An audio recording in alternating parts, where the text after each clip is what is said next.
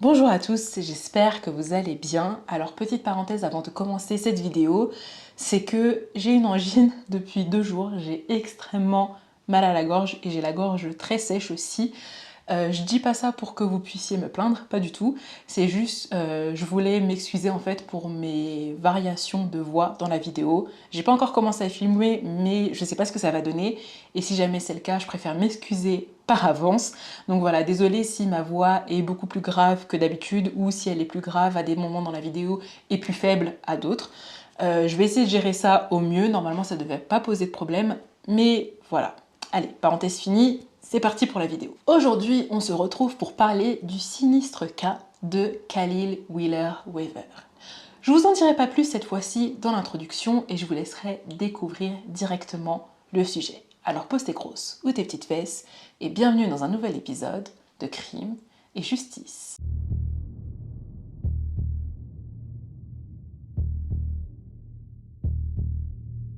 Le 1er septembre 2016, les pompiers ont été appelés pour un incendie dans une maison abandonnée située à Lakeside Avenue dans la ville d'Orange dans le comté d'Essex. Une fois venus à bout du feu, ils ont découvert un corps carbonisé. Les médecins légistes ont mis plus de 2 semaines afin de pouvoir identifier le corps qui était en fait celui de Robin West.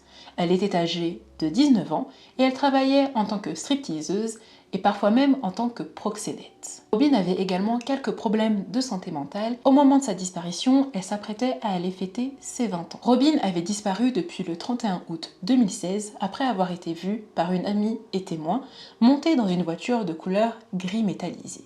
Cette amie avait pu relever la plaque d'immatriculation et la donner à la police au moment où sa disparition a été signalée. Plusieurs mois plus tard, soit le 5 décembre 2016, un autre corps a été retrouvé dans une maison abandonnée par 2 ouvriers, et cette fois-ci dans la ville de Newark, toujours dans le comté d'Essex. La victime s'appelait Joanne Brown et elle était âgée de 33 ans. Elle a été violée, puis étranglée, et on a retrouvé du scotch autour de son nez et de sa bouche. Elle avait également une veste enroulée autour du cou, et selon l'autopsie, la mort remontait à plus d'1 mois. Joanne était sans domicile fixe et il lui arrivait d'échanger des faveurs sexuelles contre de l'argent pour survivre. Elle avait également de gros problèmes de drogue qu'elle essayait de régler depuis déjà plusieurs années. Et c'est Amaya, une amie de Joanne, qui avait signalé sa disparition à la police plusieurs semaines avant qu'on ne retrouve son corps. Amaya avait même indiqué aux policiers que le jour de sa disparition, Joanne avait rendez-vous avec un homme avec qui elle était partie en voiture. Et le soir de sa disparition, Joanne avait appelé Amaya avec un numéro de téléphone inconnu pour lui dire que tout allait bien et qu'il était encore avec l'homme en question. Sauf que quelques heures après, Amaya a reçu une seconde fois un appel de ce numéro inconnu et elle a répondu en pensant que c'était Joanne qui la rappelait. Mais cette fois-ci, la personne au bout du fil n'a pas dit un mot et s'est contentée de respirer lourdement. Et au bout de quelques secondes, après plusieurs fortes respirations, la personne au bout du fil a raccroché. Un autre témoin va venir confirmer qu'il a vu Joanne monter dans le véhicule d'un homme le 22 octobre 2016. Selon lui, le véhicule était garé à proximité du fast-food Popeyes. Et depuis ce jour-là, personne n'avait plus jamais revu Joanne jusqu'au jour où on a retrouvé son corps dans la maison abandonnée. C'est seulement à la fin de l'année 2016 qu'on va se rendre compte que la mort de Robin West et de Joanne Brown avait un dénominateur commun. Lorsque Sarah Butler, âgée de 20 ans, va à son tour disparaître dans la ville de Montclair, à quelques kilomètres d'Orange et de Newark. Sarah était étudiante à l'université du New Jersey. Elle travaillait en tant que maître nageuse afin de pouvoir payer ses études et elle était passionnée de danse. Elle a disparu le 22 novembre 2016, 2 jours avant Thanksgiving. Le soir de sa disparition, elle a quitté le domicile en empruntant le minivan familial et elle a indiqué à sa mère qu'elle sortait pour aller dire au revoir à un ami avant qu'elle ne reparte quelques jours plus tard à l'université. She said, Mom, I'm just going to say goodbye to a friend and come right back. And I gave her my car key. Did she tell you the name of the friend? No, she didn't tell me the name of the friend. She said she's just going to say goodbye to her friend because everyone is leaving for Thanksgiving. Sarah a alors passé la nuit dehors et au début, sa mère ne s'est pas inquiétée, tout simplement parce que Sarah était âgée de 20 ans et qu'elle était en droit de les coucher chez des amis. Mais les choses ont pris une autre tournure pour la mère de Sarah lorsqu'elle s'est rendue compte que Sarah n'avait envoyé aucun message pour donner de ses nouvelles, mais aussi que Sarah ne répondait ni aux SMS ni aux appels. La mère de Sarah et le reste de sa famille ont alors décidé de signaler sa disparition le 23 novembre 2016 en fin de journée. Les recherches ont alors commencé et tout juste 3 jours après, soit le 26 novembre 2016, les policiers vont retrouver le minivan de Sarah garé sur le parking d'une usine abandonnée à tout juste 6 km de son domicile. Le minivan a été fouillé et rien d'alarmant n'avait été retrouvé selon les policiers, mis à part la veste de Sarah à l'intérieur du véhicule. Mais cependant, les proches de Sarah, eux, avaient un mauvais pressentiment depuis le jour de sa disparition. Shortly before leaving, Sarah got a strange call at the house. Someone kept calling her. So she was like, okay, I'm coming. I was just like, who are you talking to? She was like, oh, nobody. She was just like, I'm going out. I wasn't exactly sure where she was going. That was unusual. Yeah, it was unusual. Ils ont alors décidé de mener leur propre enquête. Et tenez-vous bien, puisque pour cette affaire, ce n'est pas le travail acharné des enquêteurs qui va permettre l'arrestation d'un suspect, mais bel et bien la détermination des proches de Sarah. Puisque Bassania, sa sœur, Samantha et Lamia, deux de ses amies, vont décider de jouer les petites détectives et vont d'abord commencer par fouiller le minivan. Et contrairement aux policiers, elles vont trouver quelque chose qui, selon elles, est plus qu'inquiétant. Sur le sol de la voiture, elles vont retrouver une mèche d'extension de cheveux de couleur rouge appartenant à Sarah. Et selon elles, cela n'était pas bon signe puisque la mèche semblait avoir été arrachée des cheveux de Sarah, ce qui pour elles signifiait qu'il y avait sûrement eu une lutte dans le véhicule. Après cette découverte, elles ont décidé d'aller fouiller les réseaux sociaux ainsi que l'ordinateur de Sarah pour essayer de trouver des indices. Bien heureusement, l'une d'entre elles avait les identifiants et mots de passe de Sarah et c'est là qu'elles ont découvert que Sarah avait téléchargé l'application Tagged. Tagged était une application de rencontre et selon le profil de Sarah sur cette appli, la dernière personne avec qui elle avait parlé était une personne dont le pseudo était Lil Yacht Rock. Et en décortiquant la conversation, les filles se sont rendues compte que Sarah alias Sarah Smile sur l'application et ce fameux Lil Yacht Rock avaient commencé à se parler depuis le 19 novembre 2016. À ce moment-là, la personne derrière le profil de Lil Yacht Rock avait proposé à Sarah 500 $ pour coucher et passer la nuit avec lui.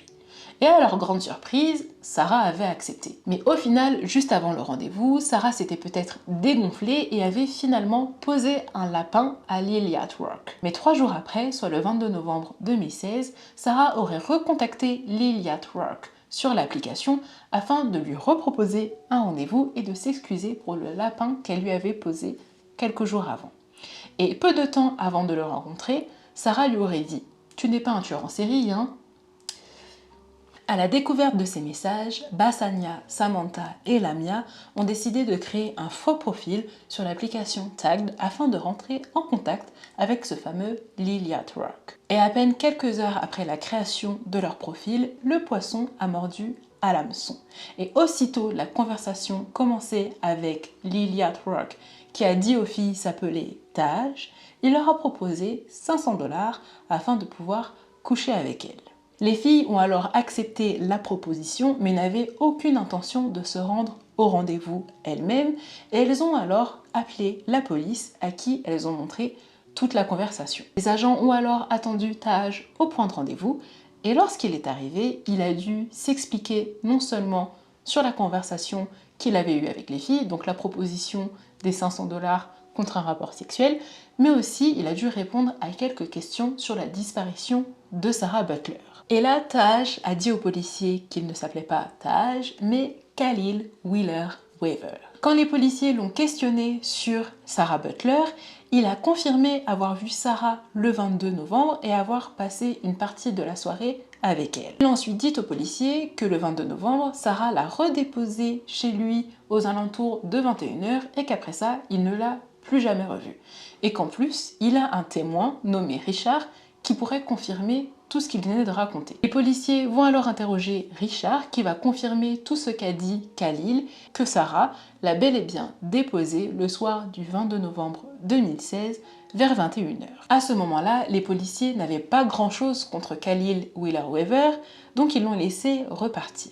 Mais malheureusement, quelques jours plus tard, sur le 1er décembre 2016, le corps sans vie de Sarah Butler a été retrouvé dans une zone boisée au Eagle Rock Reservation. Sarah avait le haut du corps scotché de la tête jusqu'à la poitrine. La cause de la mort était la strangulation et Sarah avait un pantalon de sport enroulé autour du cou. Selon les parents de Sarah, ce pantalon ne lui appartenait pas. D'après l'autopsie, Sarah Butler a été violée et de l'ADN a été retrouvé sous ses ongles. Les enquêteurs vont alors faire de nouveau le lien avec Khalil Wheeler-Weaver, qui était la dernière personne à avoir vu Sarah le soir de sa disparition. Ils vont alors procéder à son arrestation le 6 décembre 2016 et ils vont comparer l'ADN retrouvé sous les ongles de Sarah avec le sien et bingo, les résultats vont matcher. Richard, l'ami de Khalil, va également revenir sur sa déclaration et dire qu'en fait, il avait menti parce que Khalil lui avait demandé. Khalil lui aurait dit quoi raconter si jamais les policiers venaient l'interroger. Et Richard ne voyait pas le mal dans ce qu'il faisait, puisqu'il pensait simplement aider un ami pour lui éviter des problèmes avec la police, et il avait aucune idée que ce que Khalil avait à cacher, c'était un meurtre. Les captures de caméras de surveillance vont également montrer que Khalil et Sarah étaient bien ensemble, puisqu'ils se sont arrêtés à un 7-Eleven, et on y voit Khalil habillé tout de noir avec des gants. À ce 7-Eleven, il a acheté des préservatifs ainsi qu'une bouteille d'Ice Tea. Après la découverte du corps de Sarah, d'autres policiers du comté d'Essex vont avoir écho de cette affaire et vont se dire que la mort de Sarah Butler a d'étranges similitudes avec celle de Robin West, mais surtout celle de Joanne Brown, qui elle aussi a été retrouvée avec du ruban adhésif sur le haut du corps et également un vêtement enroulé autour du cou. Et étant donné que les enquêteurs n'avaient pas retrouvé d'ADN suspect pour le cas de Robin West ou celui de Joanne Brown, ils ont décidé de vérifier le bornage téléphonique de Khalil Wheeler-Weaver pour vérifier où il était au moment de ces deux disparitions. Ils se sont alors rendus compte que pour le cas de Robin West, Khalil Wheeler-Weaver s'était retrouvé dans la maison abandonnée avant que l'incendie ne soit déclaré, mais également après l'incendie. Donc ça veut dire que Khalil est retourné sur les lieux une fois que le feu a été déclaré et que les pompiers sont intervenus, peut-être pour admirer son travail. Pour le cas de Joanne Brown, le téléphone de Khalil a borné plusieurs fois dans la maison abandonnée où on a retrouvé le corps de Joanne, mais son téléphone a aussi borné au dernier endroit où Joanne a été vue, c'est-à-dire à proximité du fast-food. Et le truc un peu déroutant sur ces deux meurtres, c'est que les policiers avaient dès le début des informations qui auraient pu directement les mener vers Khalil Wheeler-Weaver. Car rappelez-vous, un témoin avait relevé la plaque d'immatriculation du véhicule dans lequel Robin West était monté avant de disparaître. Et cette plaque d'immatriculation a mené à un véhicule enregistré au nom de Khalil Wheeler-Weaver. Et pareil pour le meurtre de Joanne, le numéro dont Amaya avait reçu 2 appels, dont un appel étrange, eh bien elle l'avait donné aux policiers. Et ce numéro, c'était celui de Khalil Wheeler-Weaver. Donc si les policiers avaient pris ces 2 cas de disparition au sérieux, elle aurait pu approfondir les informations qu'on leur avait données et ça aurait mené directement à Khalil Wheeler-Weaver. Ils auraient peut-être pu l'arrêter plus tôt et ça aurait évité que Sarah Butler se retrouve entre les mains de Khalil. Après que l'affaire de la disparition et du meurtre de Sarah Butler ait été rendue publique, une autre victime va approcher le procureur en charge de l'affaire. Mais cette victime, comme vous l'entendez bien, a survécu à Khalil Wheeler-Weaver. I wasn't planning on dying that day. My every thought was to get away. My every thought. Or kill both of us. But it wasn't him getting away. No. Et elle va raconter au procureur comment elle a survécu à l'attaque de Khalil et comment les policiers ont manqué une occasion de l'arrêter. Tiffany Taylor était âgée de 33 ans au moment des faits et elle était enceinte de quelques mois. Elle était malheureusement sans domicile fixe. Elle avait fait la rencontre de Khalil par le biais d'un ami commun et depuis ce jour, Khalil avait flashé sur elle. I didn't know who it was. I just knew there was a guy out there that knew everything about me, that had a crush on me, that would call me every 2 to 3 days. And he was trying to get me to trust him to meet up. We were staying at the Ritz and other hotels too, but that night my friend had got a room actually at the Ritz and I was over there hanging out with him. My friend wanted me to go grab something for him and bring it back. Mais un jour, Tiffany a reçu une demande. Cette personne lui proposait de l'argent contre une relation sexuelle. Tiffany a accepté en se disant qu'elle allait se pointer au rendez-vous et piquer l'argent avant que quoi que ce soit ne se produise. I was getting calls all day from this guy. He asks me to meet him kind of like on a highway to pick him up right there. So I'm like, okay. I go to pick him up. He had on a ski mask and gloves. He kept saying that he was cold. I guess that was his excuse for having a ski mask and gloves on, to not make it look not normal. Sur le trajet, l'homme a demandé à Tiffany si elle pouvait s'arrêter pour qu'il puisse aller faire pipi. Tiffany a accepté et après ça, trou noir. Then I woke up in the back seat and I was being choked out and raped from behind. That's how I woke up. And then he strangled me more when I woke up and I passed out. And this happened repeatedly about 3 times. And then that's when he took the handcuffs and put the handcuffs on me and started to duct tape me. He kept trying to make me believe that if I just listen to everything he'd say, that he would let me go, but he revealed himself to me, like I knew that he was gonna kill me now. Tiffany était tellement paniquée qu'elle s'est mise à transpirer abondamment et ça a permis au ruban adhésif qui se trouvait au niveau de sa bouche de glisser. Started lifting up, like right here around my mouth, because he had it kind of wrapped, like all around like this, up to my nose. And once it started lifting up and I was able to talk a little so he could understand me. L'homme a alors regardé Tiffany en lui disant « Tu ne me reconnais pas ?» Et en le regardant bien, Tiffany s'est rendue compte qu'effectivement, elle connaissait l'homme et que cet homme était Khalil Wheeler Weaver. Tiffany l'a alors supplié de ne pas la tuer et elle a réussi à le manipuler suffisamment pour pouvoir s'échapper. I broke out of one handcuff because of the way I'm kind of double jointed and flexible, so I was able to slip out of one while we were driving. But I told him that if he lets me go back to the room, I could retrieve my phone that I had left. And the phone had like all of our text messages and things going back and forth on it, so he really wanted that phone back. So, and I added on that I would like have the guy that was in the room, I told him it was a really old guy in the room that was waiting, that was his car we was in. I told him I could convince him to give him some money if he let me go, or let us go. And he agreed to it. Tiffany a alors convaincu Khalil de conduire jusqu'au motel et de la ramener dans la chambre pour récupérer le téléphone. Arrivé devant l'établissement, Khalil a retiré le ruban adhésif du visage de Tiffany et l'a laissé avancer devant lui jusqu'à la chambre d'hôtel. Arrivée devant la porte de la chambre de son ami, Tiffany s'est empressée d'ouvrir la porte et de la claquer au nez de Khalil. Khalil s'est alors mis à tambouriner à la porte de la chambre d'hôtel et Tiffany a levé le rideau de la fenêtre et a laissé voir à Khalil qu'elle avait réussi à se dégager des menottes.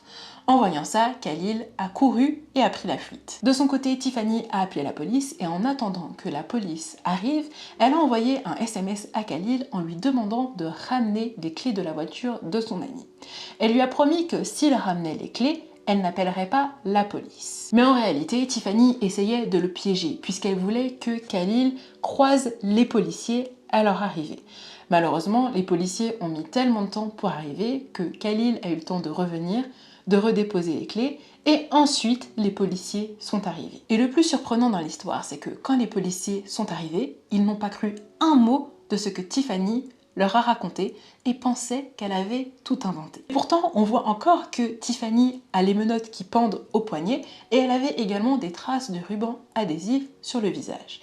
Mais regardez ce que les policiers vont lui dire. What injuries do you what injuries do you have? Look at my face and the duct tape. For the what? From the duct tape, my face. When did he duct tape you? Huh? In the car? In the car. So you let him duct tape you, or what happened? I just need to And know. he put the handcuffs on me first. He choked me out, and after he choked me with one hand. What was all happened in the car? Yeah. Where were you parked at this time? The gas station over there? No, it was by the gas station. No. By the gas station? That block. It was in his car. It was in his car. So he took the duct tape with him. Had to, yeah. And he just ran away? Ran away. Et c'est plus tard le bornage téléphonique de Khalil qui va venir confirmer les dires de Tiffany Taylor. Donc là, en fait, ça en devient rageant. C'est la 3e fois que les policiers ont raté une occasion d'arrêter Khalil Wheeler Weaver, à qui on avait gentiment livré l'identité sur un plateau d'argent. Mais du coup, on a parlé des victimes de Khalil et un petit peu de son mode opératoire. Mais qui était Khalil et quel genre de profil il avait? Khalil Wheeler Weaver est né le 20 avril 1996 dans le New Jersey. Khalil était âgé de 20 ans au moment où il a commis tous ces meurtres. Et le truc, c'est que Khalil n'avait pas vraiment de prédisposition pour devenir le monstre qu'il est devenu. En tout cas, il semblait avoir grandi dans un environnement sain, il venait d'une bonne famille de la classe moyenne et n'avait pas de relations étranges avec ses proches ou d'autres membres de sa famille. Donc il avait toujours eu des bonnes relations avec tout le monde et d'ailleurs 2 membres de sa famille faisaient partie des forces de police. Il n'avait pas non plus grandi dans un quartier défavorisé et il ne semblait pas avoir de fréquentation bizarre. Au moment des faits, Khalil travaillait en tant qu'agent de sécurité dans un supermarché et il souhaitait également devenir un agent de police. Et le seul truc étrange et incriminant qu'on va retrouver dans le passé de Khalil, ce sont ses recherches internet, puisqu'il avait recherché comment fabriquer du poison ou encore comment faire disparaître un corps. Concernant ses victimes, Khalil ciblait volontairement les filles venant de milieux défavorisés et avec des problèmes. Probablement parce que selon lui, c'était le genre de victime qu'on n'allait pas rechercher et auquel la police ne s'intéresserait pas vraiment. Et ce n'était pas totalement faux vu comment les policiers ont traité la disparition et les meurtres de Robin West et de Joanne Brown. Mais malheureusement, ou plutôt bien heureusement, Khalil a commis une erreur avec Sarah Butler. Comme elle avait accepté son offre de 500 $ pour coucher et passer la nuit avec lui, Khalil a dû se dire que c'était aussi une fille désespérée qui avait des problèmes familiaux. Sauf que pour le coup, c'était totalement faux puisque Sarah avait des amis et de la famille sur qui elle pouvait compter et qui n'ont pas hésité à mettre tout en œuvre pour la retrouver dès le jour de sa disparition. Et je vous avoue que les raisons pour lesquelles Sarah aurait accepté d'être payée 500 $ pour coucher avec Khalil m'échappent un petit peu puisque elle n'avait pas, elle non plus, des prédispositions à avoir ce genre de comportement. Certes, elle travaillait dur pour payer ses études, mais voilà, je ne comprends pas. Est-ce que c'était l'appel de l'argent facile ou je comprends pas trop pourquoi elle a accepté cette proposition de Khalil. Le procès de Khalil Wheeler Weaver a débuté à l'automne 2019 et il a décidé de plaider non coupable. Pendant ce procès, il a dû faire face à 11 chefs d'accusation, notamment pour kidnapping, vol, incendie volontaire et tentative de meurtre. Il a également dû faire face à 3 chefs d'accusation pour les 3 meurtres. I would like to say I do feel empathy for the victims and my heart goes out to their families and friends. However, I was not, and I repeat, I was not the person who committed these crimes. And with that being said, I have clear and convincing evidence that I was set up. Pendant le procès, toutes les familles des victimes ont témoigné, ainsi que Tiffany Taylor, la seule survivante. I hope you find in your heart that you can give him the longest maximum sentence, and I hope that he lives for a very long time, and they make him suffer every night in there, like he made our girl suffer. Okay, thank you very much. I hope you suffer, boy, every night. I also want to say, as far as him saying that he still didn't do it, makes me feel like he has no type of remorse about it at all. Like, he hasn't even shedded a tear about anything. So he's not sorry at all about what he did. And I'm over 100% sure it was him. He told me who he was. Le jury a seulement mis 2 heures à délibérer et a déclaré Khalil Wheeler Weaver coupable de tous les chefs d'accusation. Il a été condamné à 160 ans de prison avec une période de sûreté de 145 ans. Et l'affaire de Khalil Wheeler Weaver ne s'arrête pas là, puisqu'après ce procès, cette fois-ci en 2021, il a été accusé d'avoir tué Mawa Doumbia, âgé de 15 ans. Les restes du corps de Mawa Doumbia ont été retrouvés en avril 2019 dans une maison abandonnée. Les enquêteurs ont réussi à identifier les restes de Mawa Doumbia seulement le 5 novembre 2021. Comme les autres victimes de Khalil, Mawa a été retrouvée avec un vêtement enroulé autour du cou, du scotch sur le haut du corps et les causes de la mort étaient la strangulation. Selon l'autopsie, Mawa aurait également été violée. Khalil aurait rencontré Mawa Doumbia sur l'application Tagged. Il lui aurait proposé de l'argent contre des faveurs sexuelles en octobre 2016. Et selon les proches de Mawa, elle avait disparu depuis le 7 octobre 2016. Encore une fois, le bornage téléphonique de Khalil va confirmer qu'il s'est trouvé dans la maison abandonnée à la période de la disparition de Mawa Doumbia. On est arrivé à la fin de cette vidéo, n'hésitez pas à me laisser savoir en commentaire ce que vous en avez pensé.